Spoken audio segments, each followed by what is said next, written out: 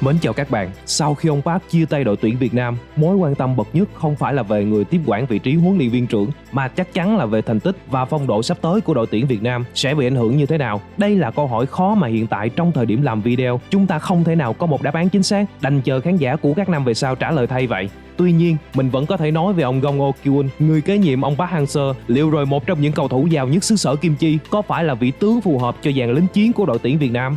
Sau trận thắng Thái Lan, huấn luyện viên Park Hang-seo tỏ ra khá trầm tư và thừa nhận rằng ông đã chịu nhiều áp lực thời gian qua. Khi được thắc mắc vì sao ông lại ăn mừng một cách lặng lẽ như vậy, thì với vẻ mặt trầm tư và xúc động, ông Park trả lời: SEA Games này rất có ý nghĩa với tôi. 2 năm trước chúng tôi đã giành được huy chương vàng SEA Games, nhưng tôi hiểu kỳ SEA Games này vẫn rất khác biệt vì giải đấu diễn ra ngay trên sân nhà. Tôi ý thức được người dân Việt Nam trông chờ thế nào vào kỳ SEA Games này. Với tư cách huấn luyện viên trưởng đội U23 Việt Nam, đây có lẽ là trận đấu cuối cùng của tôi. Thời gian qua tôi đã bị stress khá nhiều. Giờ đây tôi xin gửi lời cảm ơn đến người hâm mộ, đến các cầu thủ, đến những người đã hỗ trợ chúng tôi thời gian qua.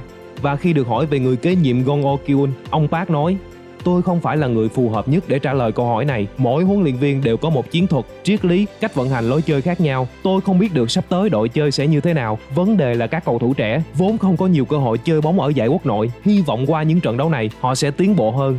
Và đây là phản hồi của ông Gong khi được giới truyền thông liên tục tạo áp lực và hỏi về các trận đấu sắp tới. Chiến thuật của tôi khác ông Park Hang-seo. Các cầu thủ cứ thi đấu hết mình, kết quả tôi chịu trách nhiệm.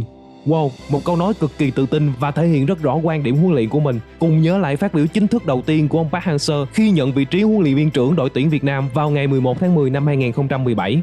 Bóng đá phong cách Park Hang-seo sẽ được thực hiện xen kẽ giữa điểm mạnh sẵn có và khác biệt mới mẻ. Việc thúc đẩy đào tạo cầu thủ trẻ có tiềm năng là một việc vô cùng quan trọng. Các cầu thủ sẽ phải tập luyện chăm chỉ và cần mẫn trên sân bóng. Và hãy luôn nhớ chúng ta là một đội, chứ không phải một người. Ở giữa đội hình đó là tôi, với vai trò huấn luyện viên. Rõ ràng có sự khác biệt rất lớn trong mức độ tự tin giữa hai bài phát biểu, nhưng chúng ta tạm thời bỏ qua phần này mà chỉ nói về căn cứ nào, nền tảng nào để ông Gong Oh-kyun tự tin như vậy. Trước khi mình nói về lại lịch ông Gong, mình cũng có chút thông tin ngoài lề. Đang được đồn đoán, ông Park lúc mới được mời về có mức lương 20.000 đô một tháng. Hiện tại thì không rõ, nhưng khoảng đâu đó 50.000 đô một tháng. Bạn có đoán được mức hợp đồng mà Liên đoàn bóng đá đã đồng ý cho ông Gong là bao nhiêu không? Hãy comment thử bên dưới nha. Sự nghiệp cầu thủ của Gong Oh-kyun. Trước khi trở thành huấn luyện viên, ông Gong được biết đến là một tiền đạo năng nổ, giàu tốc độ, sức mạnh và rất toàn diện. Tại câu lạc bộ Daejeon, từ năm 1997 đến 2006, ông là vua phá lưới của câu lạc bộ mùa 2001, vua kiến tạo mùa 2003 và đồng thời đi vào lịch sử đội bóng với tư cách là người đầu tiên lập hat-trick, người đầu tiên lập cú đúp tại AFC Champions League. Trong sự nghiệp thi đấu của mình, ông Gong Oh-kyun dành phần lớn thời gian thi đấu cho câu lạc bộ Daejeon Citizen. Ngoài ra, ông còn thi đấu cho Jeonnam Hàn Quốc và Sunshine Coast. Ông Gong Oh-kyun thi đấu ở vị trí tiền đạo. Cả sự nghiệp, ông thi đấu 319 trận, ghi được 43 bàn thắng và có 291 đường kiến tạo. Mặc dù không phải là tiền đạo nổi tiếng trong thời gian thi đấu, nhưng ông Gong vẫn được Daejeon Citizen yêu mến vì ghi được nhiều bàn thắng quan trọng. Sự nghiệp huấn luyện viên của ông Gong Oh-kyun. Huấn luyện viên Gong hiện tại đang có bằng AFC loại A và đang theo học lớp AFC Pro. Chiến lược gia người Hàn Quốc đã vượt qua những ứng viên tên tuổi khác như là huấn luyện viên Park Jun-kyun và huấn luyện viên Kim Joo-sik để trở thành huấn luyện viên của đội tuyển U23 Việt Nam. Và đội tuyển U23 Việt Nam sẽ là đội bóng thứ 3 do ông Gong làm huấn luyện viên trưởng. Trước đó, huấn luyện viên 47 tuổi, đa phần đảm nhiệm vai trò trợ lý huấn luyện viên. Ông từng làm trợ lý tại câu lạc bộ Shenzhen 2015, Seoul Ilon 2021, đội U17, U20, U23 Hàn Quốc và đội tuyển quốc gia Indonesia 2020. Năm 2021, huấn luyện viên Gong Oh-kyun từng là trợ lý của người đồng hương Shin Tae-yong ở đội tuyển Indonesia và được trao nhiệm vụ phụ trách huấn luyện đội U20 Indonesia chuẩn bị tham dự U20 World Cup trên sân nhà, nhưng giải đấu bị hủy vì Covid-19. Sau đó, huấn luyện viên Gong Oh-kyun chia tay bóng đá xứ Vạn Đảo để trở về quê nhà Hàn Quốc làm việc. Ông tham gia ban huấn luyện câu lạc bộ Seoul Ilon, thi đấu tại K-League 2, sau đó hủy hợp đồng vì những rắc rối trong khâu tổ chức nhân sự tại câu lạc bộ này trước khi chuyển đến dẫn dắt U23 Việt Nam.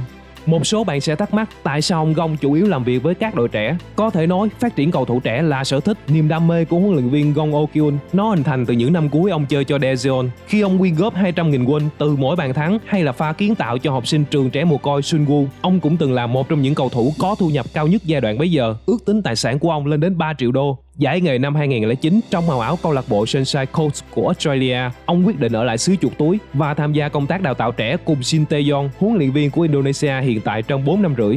Dạy dỗ cầu thủ trẻ, truyền đạt kinh nghiệm có được và nhìn họ trưởng thành mang lại niềm vui cho Gong. Đổi lại các cầu thủ cũng yêu mến ông vô bờ bến. Năm ngoái khi Gong quyết định rời Seoul Ilon, lãnh đạo của câu lạc bộ tiết lộ các cầu thủ đã rất buồn bởi trợ lý Gong là người họ tin tưởng nhất trong chiến tích giành ngôi Á quân thế giới 2019 của U20 Hàn Quốc. Dù chỉ là trợ lý nhưng Gong có vai trò rất lớn trong việc phát huy các phẩm chất của cầu thủ cũng như là truyền lửa. Bài phát biểu đầy cảm hứng trong phút giải lao trận thứ hai với Nam Phi là yếu tố quyết định giúp cho Hàn Quốc giành chiến thắng với bàn thắng duy nhất phút 69. Ông cũng nỗ lực cải thiện kỹ thuật cá nhân của Lee Ji-son, giúp Kim Se-yeon lấy lại tốc độ sau chấn thương và cung cấp các lời khuyên hữu ích cho ngôi sao trẻ Lee Kan-in. Huấn luyện viên Park Hang-seo nhắn nhủ gì với người kế nhiệm U23 Việt Nam? Chắc chắn huấn luyện viên Park Hang-seo đã không nói quá khi ca ngợi Gong là một huấn luyện viên giỏi với triết lý và phương pháp riêng. Mặc dù không thể nói trước tương lai, nhưng có nhiều yếu tố giúp thầy Gong thành công với U23 Việt Nam. Điều quan trọng, bên cạnh bề dày kinh nghiệm, ông có tình yêu lớn với các cầu thủ trẻ. Đánh giá về người đồng nghiệp, thầy Park cho biết huấn luyện viên mới của U23 là Gong Oh-kyun. Ông ấy là nhà cầm quân rất giỏi, mỗi người sẽ có chiến thuật, cách vận hành, quản lý khác nhau. Không thể biết được rằng sắp tới chúng ta sẽ thi đấu như thế nào. Các cầu thủ trẻ Việt Nam ít có cơ hội được thi đấu và những giải đấu như vậy sẽ giúp U23 Việt Nam trưởng thành. Tuy nhiên, tôi tin rằng U23 Việt Nam sẽ có giải đấu tốt ở vòng chung kết U23 châu Á ở Uzbekistan. Mới đây, huấn luyện viên Gong Oh-kyun đã công bố danh sách U23 Việt Nam tham dự vòng chung kết U23 châu Á. Trong đó, ông giữ lại những cầu thủ trụ cột như là Văn Toản, Việt Anh, Thanh Bình, Tuấn Tài, Mạnh Dũng. Ngoài ra, ông cũng lựa chọn một số nhân tố mới như là thủ môn Tuấn Hưng, hậu vệ Trung Hậu, tiền vệ Đình Lâm, tiền đạo Văn Trường. Về việc lựa chọn nhân sự, huấn luyện viên Park Hang-seo không tham gia vào vấn đề chuyên môn của người đồng nghiệp Gong Oh-kyun. Trước đó, ông Park từng cho biết, dưới góc độ hiện tại, tôi không thể tham gia ý kiến giúp ông Gong Oh-kyun chọn người được. Nhưng ở góc độ nào đó, tôi sẽ giúp ông ấy hiểu biết thêm về văn hóa, sự hiểu biết về cầu thủ Việt Nam. Còn về áp lực, tôi hy vọng người hâm mộ, truyền thông sẽ giảm tải, giúp ông Gong sớm hòa nhập, có được thành công cùng bóng đá Việt Nam.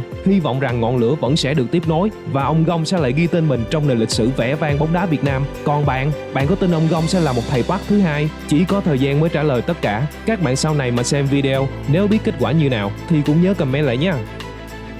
Cảm ơn các bạn đã xem video. Nếu các bạn cảm thấy hay và hữu ích thì đừng ngần ngại đăng ký kênh một video, like và chia sẻ một video. Chỉ một video mà thôi các bạn nhé.